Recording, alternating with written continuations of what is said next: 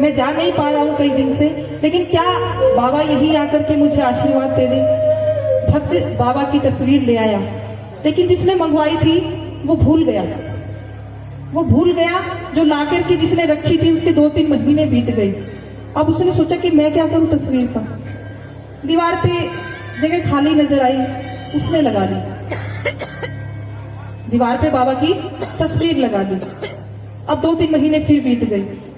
अब प्रेमी को ध्यान नहीं है, लेकिन एक दिन बैठा है, बैठे बैठे ध्यान आया, तस्वीर के ऊपर ध्यान गया, फिर सोचता गया। कई बार हम एकांत में बैठे हो तो बड़ी कुछ चीजें सोचने लग जाते। सोचते सोचते याद आया कि जब से बाबा आए हैं घर में, ये काम निपट गया, यहाँ दिक्कत थी वो सुलट गई। करते करते दिमाग में आया कि बाबा ने, जबकि मैंने तो बड़े किसी और के लिए ला करके लगाई थी, लेकिन बाबा ने कैसे मेरा काम बना दिया। आइए सुनिएगा जरा।